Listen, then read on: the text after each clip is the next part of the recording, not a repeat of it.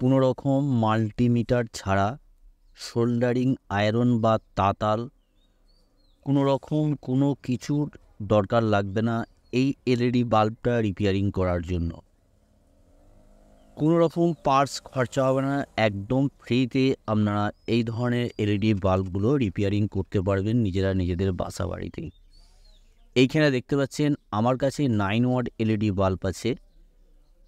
যে কোনো কোম্পানির হোক বা যে কোনো ওয়ার্ডের হোক, তাতে 10 ওয়ার্ডের হোক, 12 ওয়ার্ডের হোক, 7 ওয়ার্ডের হোক, 25 ওয়ার্ডের হোক, যে কোনো ওয়ার্ডের এলইডি বাল্ব বা যে কোনো কোম্পানির হোক, আমি আপনাদেরকে যে সিস্টেমটা দেখিয়ে দেবো সেম সিস্টেম, একই সিস্টেমে আপনারা এই ধরনের এলইডি বাল্বগুলো নিজেরা নিজেদের বাসা বাড়িতেই ঠিক করে নিতে পারবেন। কোনো রকম মাল্টিমিটার, সোল্ডারিং আয়রন, কোনো রকম পার্টস ছাড়া একদম ফ্রিতে রিপেয়ারিং করতে পারবেন। সম্পূর্ণ ভিডিওটা দেখবেন, একদম নতুন পদ্ধতিতে আপনাদেরকে দেখাবো এই ধরনের এলইডি বাল্বগুলো কীভাবে আপনারা সহজেই বাসা বাড়িতেই ঠিক করে নিতে পারবেন। এইখানে আমি প্রথমে এলইডি বাল্বটাকে আমি টেস্ট করে নেব ডাইরেক্ট 220 ভোল্ট এসি সাপ্লাইয়ের সাথে। বাসা বাড়িতে যদি সিরিজ টেস্টার তৈরি করা থাকে তাহলে সিরিজ টেস্টারে আপনারা চেক করবেন, আর যদি সিরিজ টেস্টার তৈরি করা না থাকে তাহলে কিভাবে সিরিজ টেস্টার তৈরি করবেন এই বিষয় নিয়ে অলরেডি আমার চ্যানেলে ভিডিও আপলোড করা আছে, অবশ্যই যেয়ে দেখে আসবেন। এইখানে এবার সরাসরি আমি ডাইরেক্ট 220 ভোল্ট, এই মুহূর্তে আমার কাছে সিরিজ সাপ্লাই নেই, তার জন্য আমি ডাইরেক্ট 220 ভোল্ট এসি সাপ্লাইয়ের সাথে আমি সংযুক্ত করব। সংযুক্ত করে আমি দেখে নেব এইখানে এলইডি বাল্বটা প্রথমে কী কন্ডিশনে আছে। এইখানে তার জন্য আমি সরাসরি ডাইরেক্ট 220 ভোল্ট এসি সাপ্লাই হোল্ডারের সাথে আমি লাগিয়ে নেব। এইখানে দেখতে পাচ্ছেন, তো এইখানে সাপ্লাই আছে নাকি তার জন্য আমি একটা এলইডি বাল্ব দেবো, দেখে নেবো এলইডি বাল্বটা জ্বলছে কি জ্বলছে না। এইখানে দেখুন এলইডি বাল্বটা সুন্দরভাবে এখানে জ্বলছে, তার মানে এখানে কোনো রকম সন্দেহ ছাড়া এখানে ডাইরেক্ট 220 ভোল্ট এসি সাপ্লাই আছে। এরপর আমি এইখানে এলইডি বাল্বটা আমি চেক করে নেব। আপনাদেরকে আমি প্রথমেই বলেছি কোনো রকম মাল্টিমিটার লাগবে না, কোনো রকম এলইডি টেস্টার লাগবে না, কোনো কিছু ছাড়া এই এলইডি বাল্বটা আপনারা রিপেয়ারিং করতে পারবেন। এইখানে দেখুন, এখানে আমি এলইডি বাল্বটা জ্বালালাম, এখানে কোনো রকমভাবে জ্বলছে না। এখানে এবার প্রথমে আমি ডিফিউজারটাকে খুলে নেব। তো ডিফিউজারটাকে খুলতে গেলে এইখানে হালকাভাবে এইভাবে চাপ দিলেই ডিফিউজারটা খুলে যাবে।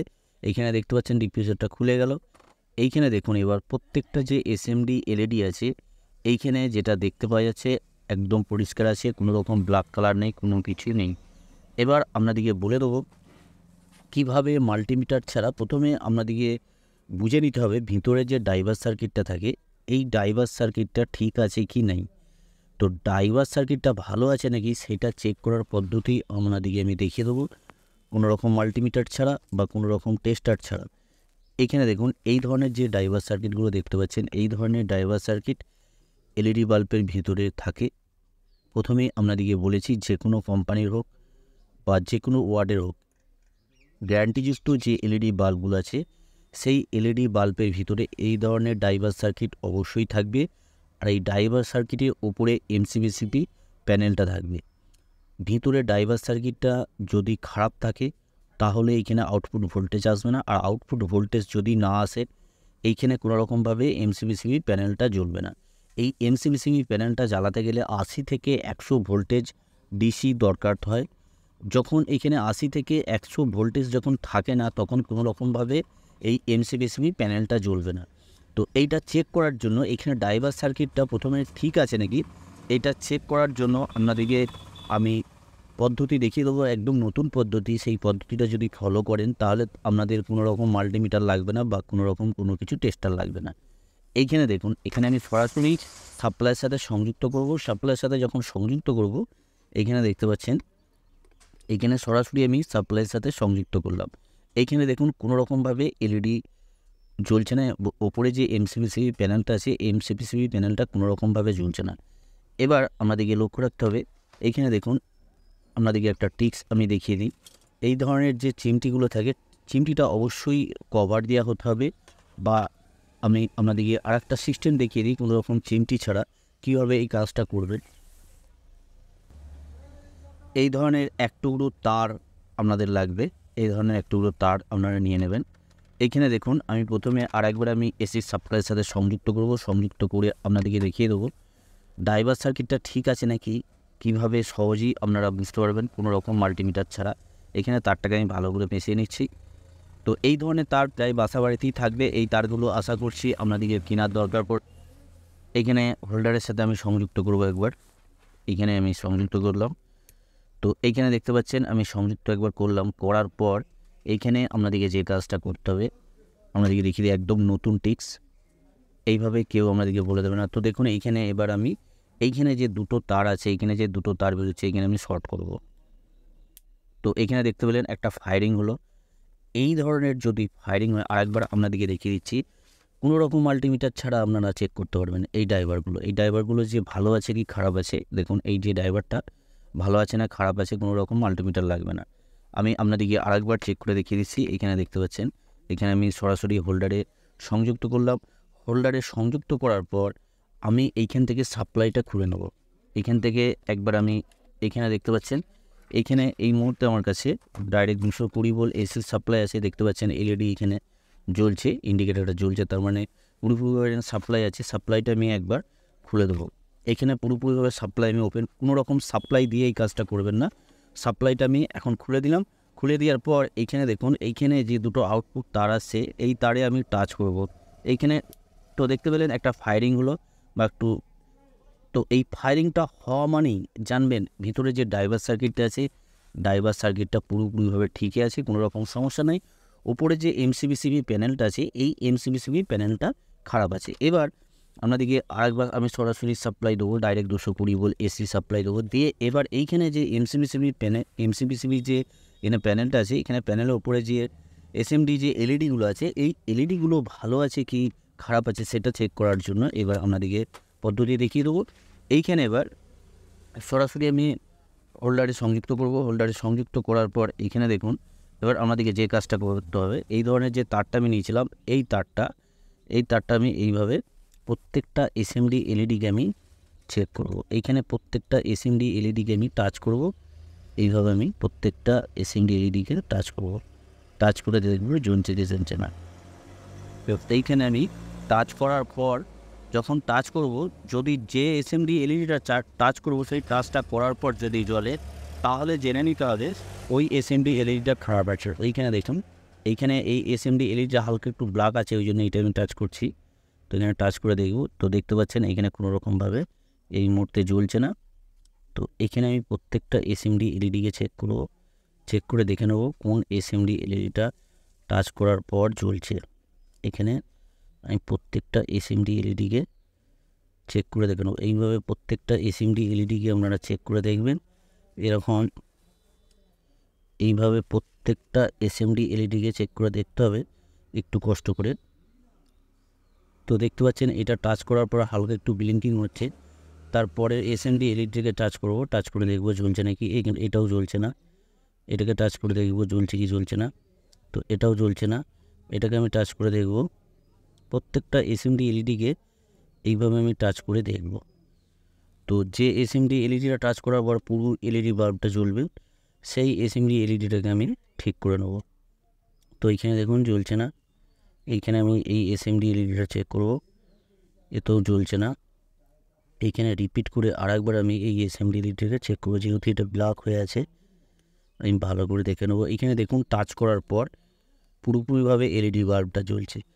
তাহলে বুঝতে পারলেন কোনো রকম এলইডি টেস্টার ছাড়া বা মাল্টিমিটার ছাড়া কিভাবে আপনারা প্রবলেমগুলো সলভ করবেন। এখানে দেখুন এখানে এবার আমি এইখানে আরেকবার আমি ফায়ারিং করে নেবো, কেননা এখানে যে ভোল্টেজটা থাকে ডিসচার্জ করে নেবো। এখানে আমি তো দেখতে পেলেন একটা ফায়ারিং হলো, তার মানে ভোল্টেজটা ডিসচার্জ হয়ে গেল। 100% শিওর ভিতরে যে ড্রাইভার সার্কিটটা আছে পুরোপুরিভাবে ওকে আছে। এবার এইখানে আমি যে এসএমডি এলইডিটা আমি চেক করলাম, এইখানে এসএমডি এলইডিটাকে আমি মার্ক করে নেব। হালকা আমি এইখানে মার্কার দিয়ে মার্ক করে নেবো যাতে করে বোঝা যায় যে এই এসএমডি এলইডিটাই খারাপ আছে। এখানে দেখুন এবার এই এসএমডি এলইডিটাকে আমি তুলে নেবো সুন্দরভাবে। তো যে কোনো ওপেনার দিয়েও তুলতে পারেন, বা স্ক্রুড্রাইভার দিয়েও তুলতে পারেন।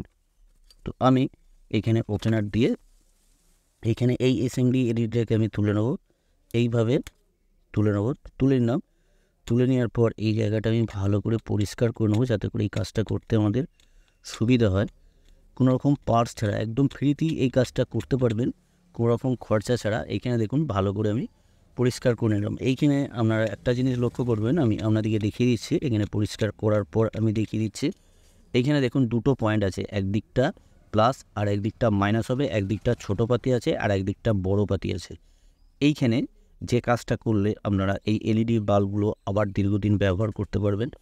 এখানে দেখুন এই কাজটা করার জন্য কোনো জায়গায় আপনাদেরকে নিয়ে যাওয়ার দরকার পড়বে না, নিজেরা নিজেদের বাসা বাড়িতেই এই কাজটা করতে পারবেন। হঠাৎ করে যখন বাসা বাড়িতে এই প্রবলেমগুলো হয় তখন অনেক সমস্যার সম্মুখীন হতে হয়। বাড়িতে বা বাসা বাড়িতে যেখানেই হোক এই এলইডি বাল্বগুলো যেখানে ব্যবহার করা হয়, হঠাৎ করে দেখা যায় এলইডি বাল্বগুলো নষ্ট হয়ে যায়, সেক্ষেত্রে আপনারা নিজেরাই এই কাজটা করতে পারবেন। তো এইখানে দেখুন এবার এই এসএনডি এলইডিটার জায়গায় আমি যে কাজটা করবো আপনাদেরকে দেখিয়ে দিই। পুরোপুরিভাবে আপনারা এই কাজটা একদম ফ্রিতে করতে পারবেন, একদম নতুন টিক্স। এই টিক্সটা যদি ফলো করলে আপনাদের কোনো রকম খরচা ছাড়াই যে কোনো অর্ডার বা যে কোনো কোম্পানির এলইডি বাল্ব রিপেয়ারিং করতে পারবেন। এইখানে দেখতে পাচ্ছেন আমি এক পিস পেন নিয়ে নিয়েছি। এই ধরনের পুরানো পেন বাসাবাড়িতে পড়ে থাকে, এই পেনটি আমি রিপেয়ারিং করে দেখাবো। এইখানে এই সামনেটা প্রথমে খুলে নেবো, কোনো পেনের আবার পিছন দিকটা থাকে। এইখানে খুলে নেওয়ার পর এখানে দেখতে পাচ্ছেন এখানে যে স্প্রিংটা আছে, এই স্প্রিংটা আমি কাজে লাগাবো। এই স্প্রিংটা দিয়ে রিপেয়ারিং করে দেখাবো আপনাদেরকে আজকে এই ভিডিওটার মাধ্যমে। এখানে আমি লাগিয়ে নিলাম, এটা আমাদের আর দরকার নেই। এখানে যে স্প্রিংটা আছে, স্প্রিংটা আমি হালকা করে সাইজ মতন কিছুটা অংশ কেটে নেব। তার জন্য আমি একটা কাতুরি ব্যবহার করব, বা আপনাদের কাছে যদি প্লাস থাকে প্লাস নিয়েও এই কাজটা করতে পারেন। এইখানে দেখুন হালকা করে আমি এই জায়গায় এইখানে একটা অংশ আমি এখানে কেটে নেব। কেটে নেওয়ার পর এই কাজটা আমাদের পুরো পারফেক্টভাবে কাজটা হবে।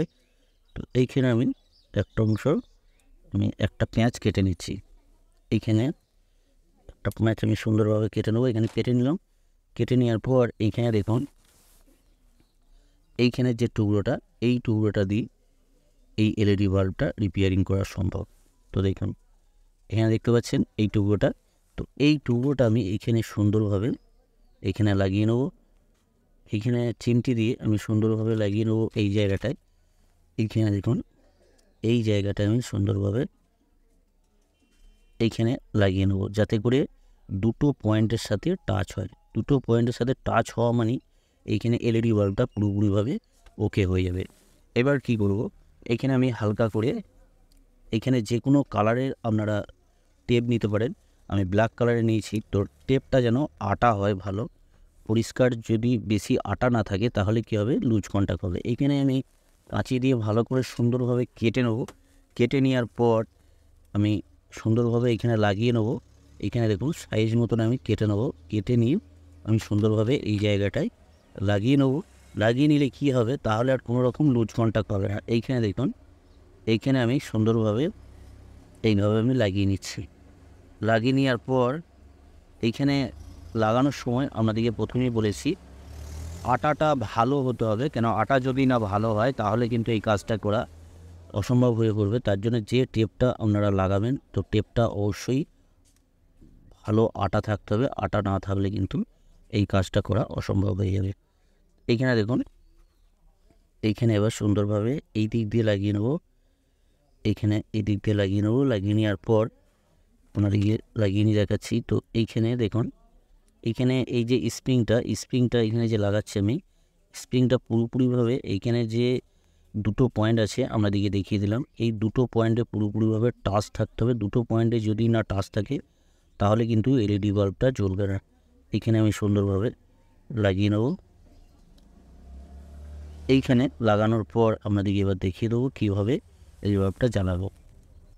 এইখানে দেখুন আমি টেপটা একটু বড় করে দিয়েছি। এইখানে যে প্লাস মাইনাস যে দুটো তার আউটপুট আসছে, ওই তারের ওপর দিয়ে একটু বড় করে টেপটা না দিলে টেপটা থাকছিল না, তার জন্য আমি একটু বড় করে দিয়েছি। এইভাবেই আপনারা বড় করে দেবেন। এইখানে দেখতে পাচ্ছেন স্প্রিংটা আমি লাগিয়েছি, স্প্রিংটা দেখুন মিডিলে আমি লাগিয়েছি। এখন এবার এলইডি বাল্বটাকে আমি টেস্ট করে দেখে নেব পুরোপুরিভাবে ঠিক জ্বলছে কি জ্বলছে না বা কোনো রকম লুজ কন্টাক্ট হচ্ছে না গিয়ে আমি একবার দেখে নেবো এইখানে। তার জন্য আমি সরাসরি ডাইরেক্ট 220 ভোল্ট এসি সাপ্লাইয়ের সাথে সংযুক্ত করব। তো এইখানে দেখতে পাচ্ছেন এলইডি বাল্বটা পুরোপুরিভাবে জ্বলছে। এবার আমি ডিফিউজারটা লাগাবো। ডিফিউজারটা লাগিয়ে দেখে নেবো এখানে লাইটটা কতটা হচ্ছে বা কতটা ইউজফুল। আমি এখানে ডিফিউজারটা লাগিয়ে নেবো সুন্দরভাবে ডিফিউজারটা লাগিয়ে নেওয়ার পর এখানে আমি এবার হোল্ডারে লাগাবো। এখানে দেখতে পাচ্ছেন এলইডি বাল্বটা পুরোপুরিভাবে জ্বলছে। আশা করছি আপনারা বুঝতে পারলেন কিভাবে আপনারা ফেলে দেওয়া নষ্ট এলইডি বাল্ব এইভাবে রিপেয়ারিং কী করে করবে বা কিভাবে করে আপনারা ইমার্জেন্সি হিসেবে ব্যবহার করবেন। তবে এই কাজটা করতে গেলে ইমার্জেন্সি যখন এই এলইডি বাল্বগুলো নষ্ট হয়ে যাবে বা কোনো জায়গায় নিয়ে যাওয়ার পজিশন নাই বা কোনো জায়গায় নিয়ে যাওয়ার সময় নেই, সেক্ষেত্রে এমার্জেন্সি হিসেবে এই এলইডি বাল্বগুলো আপনারা এইভাবে রিপেয়ারিং করবেন। মিনিমাম আপনারা 1 মাস 1.5 মাস ব্যবহার করতে পারবেন। তো এটা পুরোপুরিভাবে ফ্রিতে রিপেয়ারিং করতে পারছেন কোনো রকম খরচা ছাড়া। এতে যদি 1 সপ্তাহ যদি বা 7 দিনও যদি ব্যবহার করতে পারেন, এতে তো আপনাদের কোনো রকম খরচা লাগছে না, বিনা খরচায় এটা করতে পারছেন। তো এতে কোনো রকম সমস্যা নেই। পরে আপনাদের যখন সময় হবে বা সুবিধে মতন আপনারা ভালোভাবে রিপেয়ারিং করে নেবেন। আর ভালোভাবে সুন্দরভাবে যখন রিপেয়ারিং করবেন বা কিভাবে রিপেয়ারিং করবেন, এই এলইডি বাল্বগুলো রিপেয়ারিং করার পর 5 থেকে 6 বছর কীভাবে ব্যবহার করবেন সেই বিষয় নিয়ে আমার অলরেডি আমার চ্যানেলে ভিডিও আপলোড করে আছে। সেই ভিডিওটা বা সেই ভিডিওগুলো যদি আপনারা দেখে আসেন তাহলে অনায়াসে আবার এই এলইডি বাল্বগুলো 5 থেকে 6 বছর ব্যবহার করতে পারবেন। আর কীভাবে 5 থেকে 6 বছর ব্যবহার করবেন একদম সহজ সরল সিস্টেমে আমি আমার চ্যানেলে ভিডিও আপলোড করে দিয়েছি। অবশ্যই আমার চ্যানেলের যে ভিডিওগুলো দেখে আসবেন, তাহলে আপনারা অনায়াসেই কাজগুলো করতে পারবেন। ভিডিওটা যদি ভালো লাগে অবশ্যই একটা লাইক করে দেবেন, লাইক করতে ভুলবেন না। আর এই ধরনের ভিডিও পাওয়ার জন্য অবশ্যই চ্যানেলকে সাবস্ক্রাইব করে অল নোটিফিকেশন অন করে রাখবেন, কারণ আমি যখনই ভিডিও আপলোড করব সাথে সাথেই আপনারা সকলেই দেখতে পারবেন। ওকে, আপনারা সকলেই ভালো থাকবেন, সুস্থ থাকবেন, নিজের খেয়াল রাখবেন। ওকে, থ্যাংক ইউ, ধন্যবাদ।